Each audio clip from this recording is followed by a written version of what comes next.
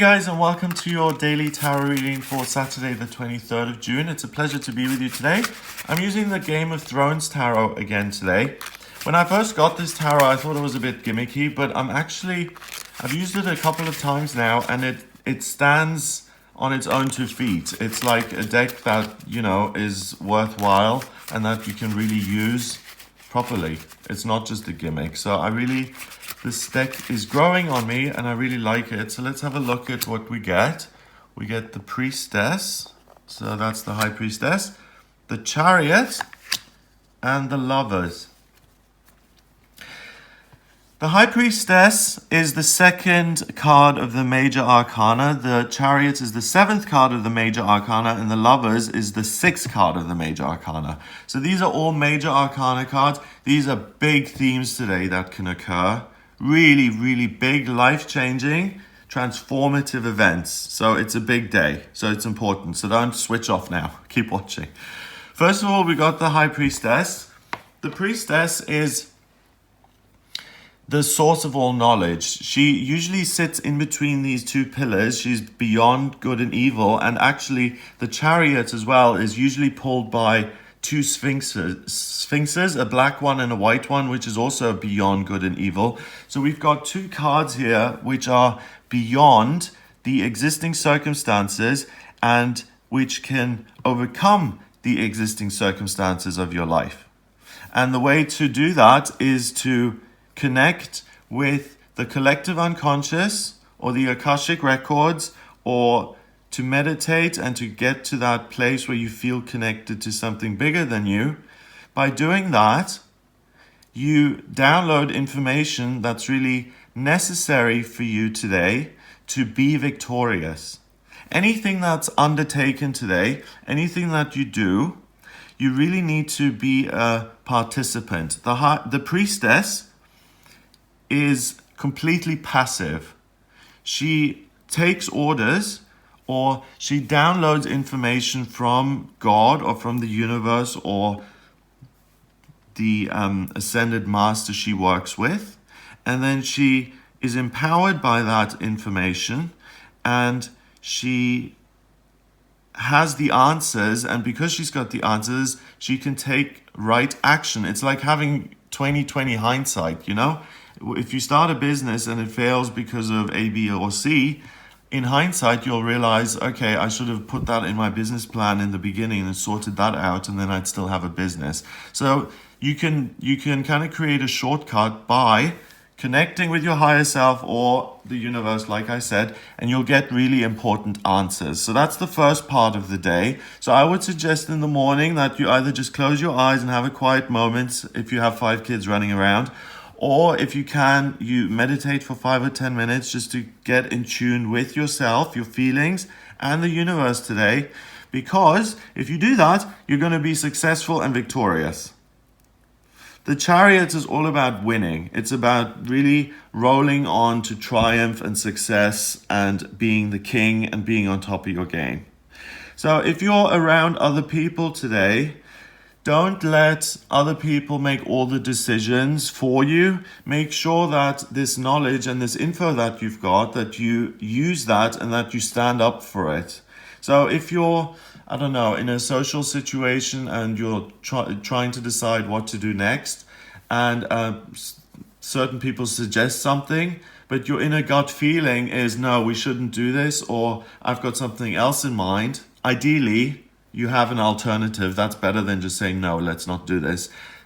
Ideally, have a better alternative and then do that instead, because you really have knowledge today which can be life-changing, and you can avoid failure by listening to your feelings and instead being successful. So today is a very strong day of black and white. The duality of the day is very polarizing. So it's either right or it's either wrong.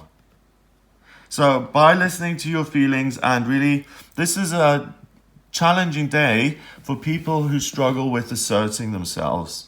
Let's say you're working in an office and you're assigned a project, and each of you are split into groups, and you have to, let's say, make a bottle or something like that. If you're in your group and all the other people, there are big characters and you fade into the background, I don't know about you, but in my experience, sensitive people aren't usually the most extroverted, and when they're in group settings, they usually kind of fade into this gray nothing space.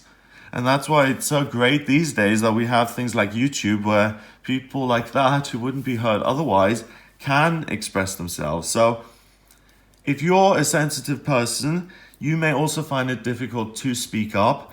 Give yourself a little bit of a push today and really make sure that if something doesn't feel right, if something feels wrong, that you really speak up and say, I would rather not, or I would rather we do something else. Because it's the difference between victory and success and failure and loss. So if you succeed, you end up getting to the Lovers, and the Lovers is basically you on a soul level connecting with something that is really part of you, something or someone that fits in a way two puzzle pieces fit together. They're just made for each other.